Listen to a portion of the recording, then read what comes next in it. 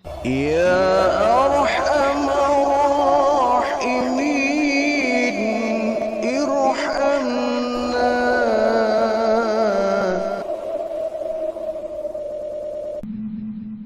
Ilmu yang semoga mendapatkan rahmat dari Allah. Kembali kita akan mengkaji kitab Nashihul Ibad.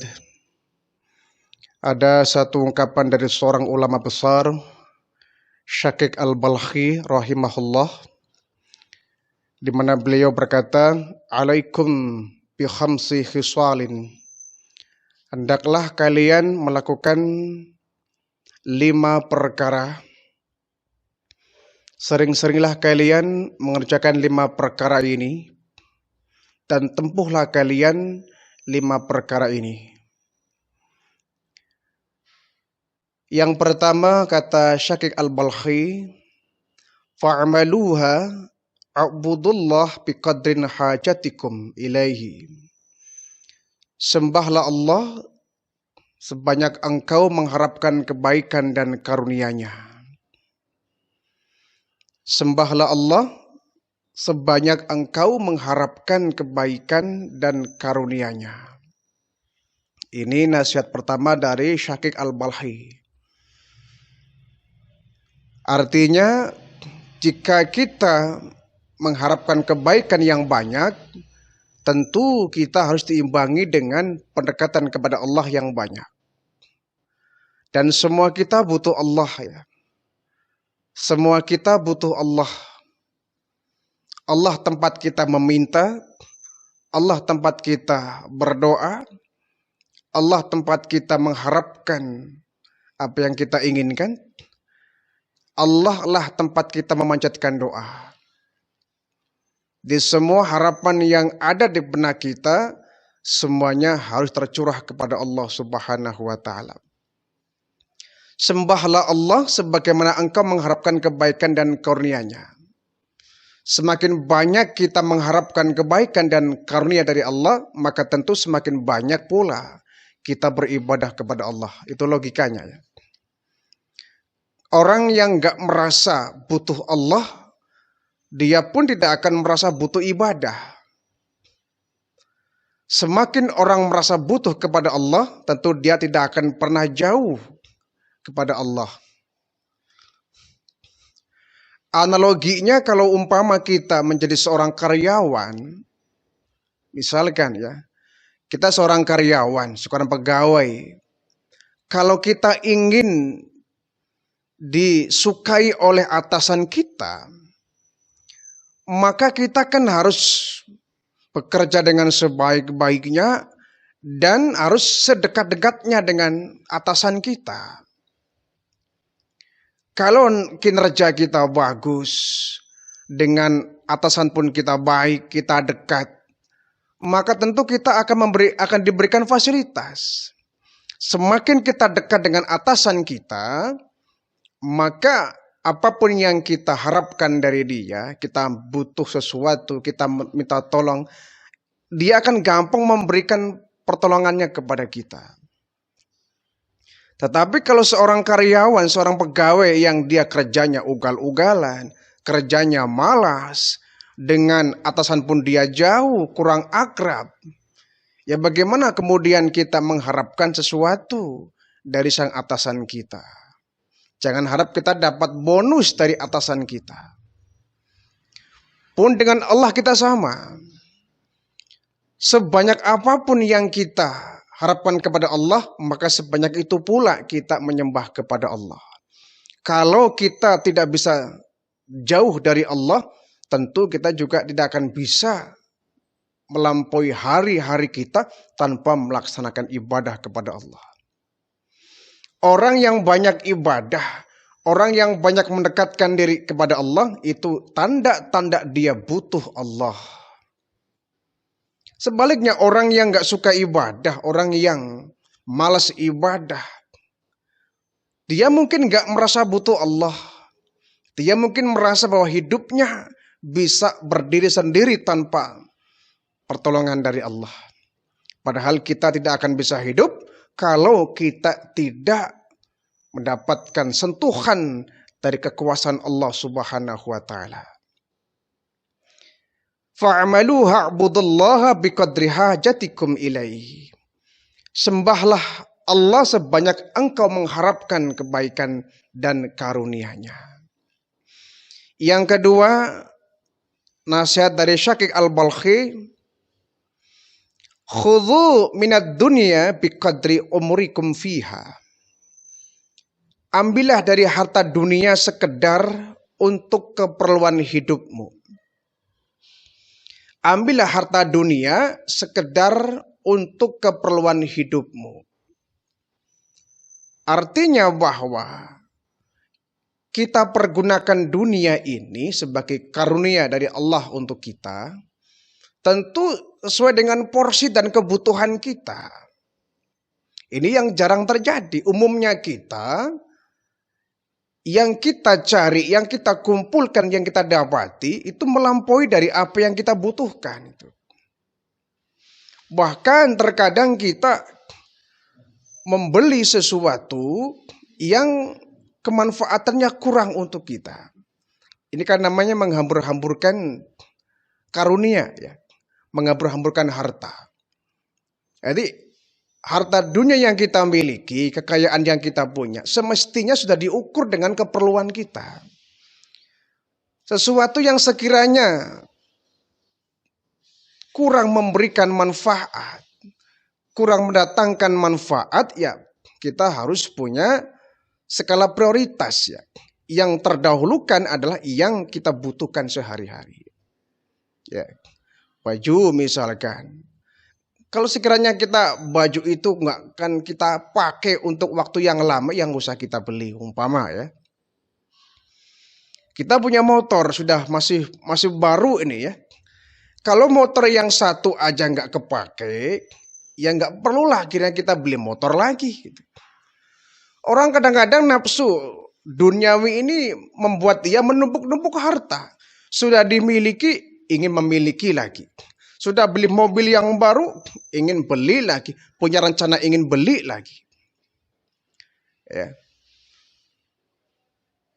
Kadang-kadang di lemari kita begitu banyak baju-baju yang masih layak pakai. Ya. Disumbangkan tidak. Ya. Diberikan kepada orang yang membutuhkan, tidak disimpan terus. Sementara kita sering-sering membeli baju yang baru, kan mubazir itu.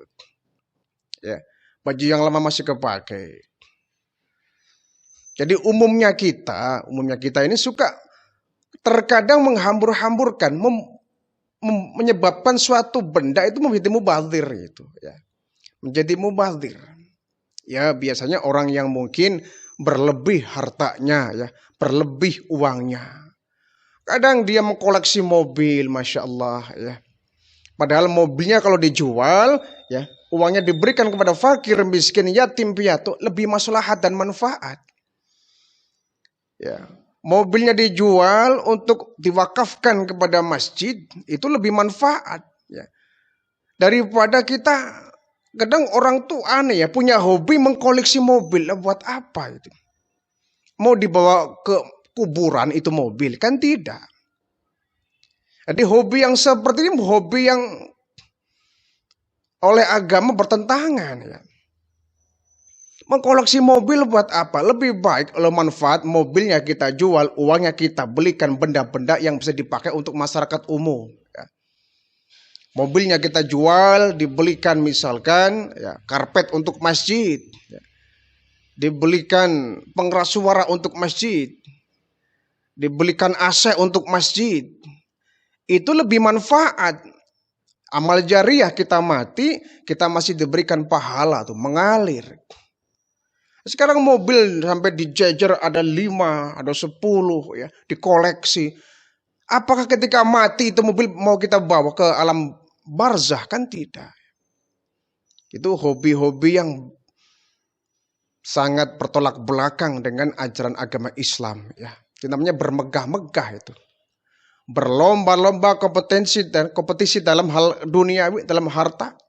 Itu kan sangat tidak diharapkan dalam ajaran kita agama Islam. Ambillah harta dunia sekedar yang engkau perlukan untuk hidupmu. Wadhnibullaha biqadri ta'atikum ala azabih. Yang ketiga, ya, silakan kau berbuat dosa kepada Allah selama engkau merasa kuat menahan azab yang Allah berikan kepadamu. Nah, ini sebetulnya hanya sebuah sindiran, ya. Sebuah sindiran. Kalau engkau merasa kuat menahan azab yang Allah berikan kepadamu, persilakan kau berbuat dosa. Ya. Tapi kemudian logikanya, kalau kau nggak mampu menahan azab dari Allah, ya jangan berbuat dosa, kan begitu kalau dibalik, ya.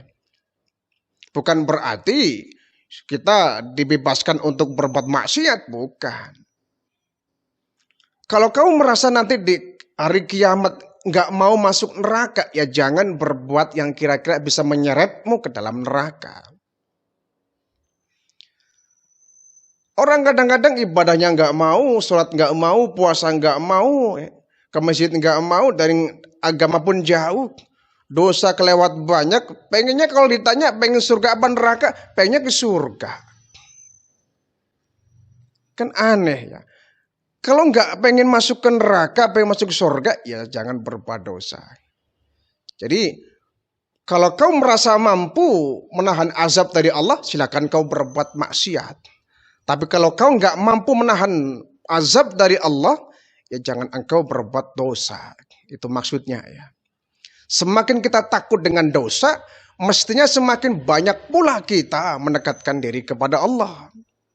Semakin kita takut kepada azab Allah, mestinya semakin pula kita mendekatkan diri secara intens kepada Allah. Jangan hanya takut neraka, takut azab, ya, takut siksaan, tapi nggak mau ibadah. Ini kan nggak nyambung, ya, nggak nyambung. Ya kalau kita tidak mau dimarahin orang tua, misalkan, ya. Kita nggak mau dijauhi orang tua, ya jangan berbuat sesuatu yang orang tua kita nggak suka, kan begitu. Kalau kita nggak mau masuk penjara, ya jangan berbuat sesuatu yang menyebabkan kita dijerat hukum sehingga masuk penjara, kan begitu. Orang nggak mau masuk penjara tapi dia berbuat dosa. Ya siapa sih orangnya yang mau penjara, ya? Siapa sih orangnya yang mau mendekam di sel itu, nggak ada. Tapi perbuatannya, tingkah lakunya melanggar hukum sehingga menyebabkan dia masuk ke dalam penjara. Jadi kalau kita nggak mau masuk penjara, ya jangan berbuat kriminal, jangan berbuat jahat, kan seperti itu. Kalau kau merasa penjara itu sesuatu yang tidak menakutkan, kalau kau merasa penjara itu sesuatu yang enak, ya silakan kau berbuat dosa. Tapi yang jelas penjaranya Allah tidak akan mungkin bisa terlepas itu. Kita bisa menahan hukuman dunia, tapi tidak seorang pun yang bisa menahan hukuman akhirat. Tuh, ya. Jadi jika kita merasa bahwa kita mampu menahan azab dari Allah, ya silakan berbuat dosa. Sebaliknya kalau kita nggak mampu menahan azab dari Allah, ya jangan kita berbuat dosa. Yang keempat, wa tazawwadu fid dunya biqadari munkithukum fil qabri. Persiapkanlah bekal semasa hidup di dunia sesuai dengan lamanya engkau tinggal di alam kubur. Subhanallah, ini nasihat yang penuh dengan kalimat-kalimat majazi, ya. Kalimat-kalimat kiasan. Mengandung nilai sastra ini, ya. Persiapkan bekal semasa hidup di dunia selama engkau tinggal di alam kubur. Maksudnya, kita tinggal di kubur itu kan lama, ya. Lama sampai datangnya hari kiamat. Semua kita tinggal di alam barzah menunggu sampai tibanya hari kiamat. Lama. Kalau begitu kita dikubur kemudian besoknya kiamat, ya mungkin sebentar. Begitu dikubur minggu depan kiamat, sebentar. Tapi kita nggak tahu kapan kiamat akan tiba. Bahkan tanda-tanda besarnya belum nampak, ya. Baru tanda-tanda kecil yang nampak. Apalagi kata Allah, saat Allah berfirman kepada malaikat Israfil, ya. Hai Israfil, jika engkau masih mendengar di permukaan bumi ini ada orang menyebut Allah, Allah, Allah, jika kau masih mendengar kalimat itu diucapkan orang, maka tunda sangkakalamu. Itu kuncinya ya. Selagi di dunia ini masih ada yang mengucapkan Allah, Allah, maka tempo akan diperpanjang, kiamat akan lama itu. Kuncinya itu. Selama masih ada orang yang menyebut Allah lah, kita kan tahu sekarang masih banyak. Azan masih berkumandang di mana-mana. Orang pepujian masih banyak di mana-mana. Orang baca Quran masih di mana-mana. Orang menyebut kalimat Allah masih banyak. Artinya kiamat masih jauh. Semakin kiamat masih jauh, artinya penantian kita di alam barzah pun jauh. Masih lama. Nah, kalau penantian kita di alam barzah itu lama, kemudian kita mati tanpa adanya bekal, ya sudah, kita akan merasakan azab kubur dalam waktu yang lama. Nah, sebab itu, karena penantian di alam barzah ini lama, carilah bekal di dunia ini agar penantian itu menjadi penantian yang indah. Ya. Agar penantian kita di alam barzah menjadi penantian yang sangat nikmat. Ya. Itu bekalnya kita lakukan selagi kita masih hidup. Ya. Cari bekal. Cari bekal, cari bekal. Untuk kita bawa menuju alam akhirat yang diawali dengan alam barzah. Biarpun kita menunggu sampai ribuan tahun sampai kiamat datang, tapi kita amalnya cukup, amalnya banyak. Insya Allah penantian yang begitu lama akan menjadi penantian yang sebentar, tidak terasa. Ya, tidak terasa, karena kebawa kenikmatan kita hidup di alam barzah itu. Wa'malu lil jannati biqadari ma turiduna fihal maqama. Lakukanlah amal untuk mendapatkan surga sesuai tingkatan yang engkau inginkan. Surga itu kan ada surga Firdaus, ada surga Naim, ada surga Ma'wa, ada surga Darul Muqamah, ya. Ada Darul Muttaqin dan sebagainya. Itu tingkatan surga itu banyak. Nah, setiap tingkatan surga ini memiliki syarat-syarat yang berbeda-beda. Syarat masuk ke surga Firdaus tentu berbeda dengan syarat masuk ke dalam surga Naim itu ya.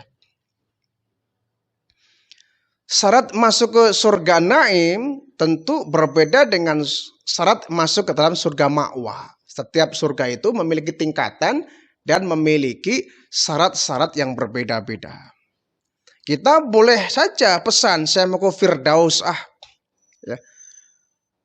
Ya kita harus melakukan perbuatan atau amaliyah yang menjadi syarat kita masuk ke surga Firdaus. Di antaranya ada dalam Al-Quran ya, Al-Mu'minun ayat 1 sampai ayat 11. Di situ ada keterangan syarat-syarat kita masuk ke dalam surga Firdaus itu. Kita boleh pesan dari sekarang. Mumpung nyawa masih ada, mumpung ruh belum dicabut, kita pesan.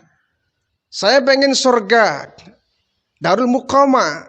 Syaratnya apa? Ada dalam Al-Quran itu ya. Sehingga hidup ini akan menjadi sebuah hal yang menarik. Kita punya cita-cita bukan hanya cita-cita jangka pendek. Kita harus punya cita-cita jangka panjang. Jangka pendek yaitu dunia ini yang kita cita-citakan ya akan selesai sampai kita mati. Jangka pendek itu. Yang sangat panjang itu adalah cita-cita akhirat. Ini yang harus kita canangkan, harus kita programkan, harus kita planning. Jangan sampai kita hidup nggak punya program, kita nggak punya rencana hidup ini. Kita hidup hanya nunggu mati. Ya. Hidup bukan sekedar nunggu mati. Memang betul kita hidup sedang menunggu mati. Tetapi bagaimana caranya agar kita sambil menunggu kita mati, ada yang kita lakukan, ada yang kita persiapkan. Ibadah, ya, mendekatkan diri kepada Allah. Itu penantian yang sebenarnya. Bukan cuma nunggu mati, nggak mau ibadah. Males ibadah, ya sudah. Begitu mati ya sedar nunggu mati saja. Ya. Masuk ke alam barzah, masuk ke alam akhirat, tidak ada bekal yang kita bawa. Na'udzubillah min dzalik.